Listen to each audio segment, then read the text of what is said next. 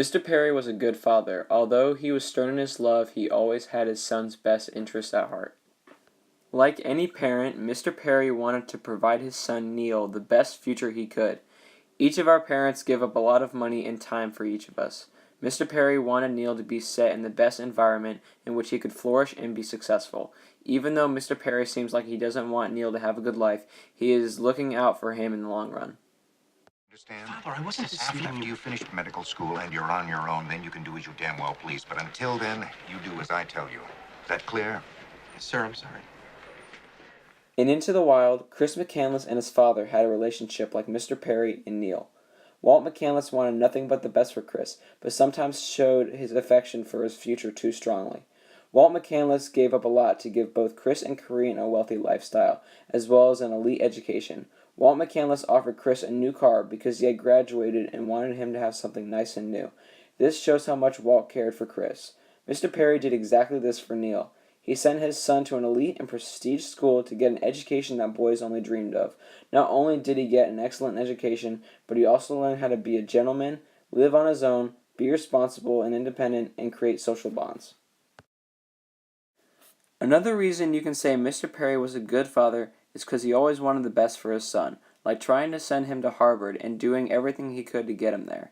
Mr. Perry also wanted Neil to be a doctor. Doctors make a substantial living, which Mr. Perry wanted Neil to have. Mr. Perry wanted to give Neil the life and opportunities he never had, and set him for a successful future. He did this by making sure Neil did all the work he had to do, and by supporting him financially.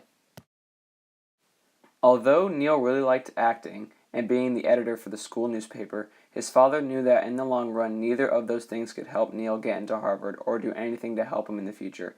Just as in the television show Freaks and Geeks, when Lindsay Ware scored in the top 1% in her school and was invited to attend an academic summit in Michigan University, and just like Mr. Perry, Mr. Weir knew that for his daughter to be successful, she needed to go to this academic summit, and even though she didn't want to go, it would help her in the future. Even though both parents were being strict, they still loved their children and cared about them deeply, and that's why they didn't care about what their kids wanted, but they only had their kids' futures at heart. In Self-Reliance, it is stated that society doesn't allow for individualism, but rather to conform to everyone else. Uniqueness is looked down upon. Ralph Waldo Emerson says in Self-Reliance, "These are the voices which we hear in solitude, but they grow faint and inaudible as we enter into the world." Instead of allowing Neil to be in the school play or be the editor of the school newspaper, Mr. Perry wants Neil to focus on school.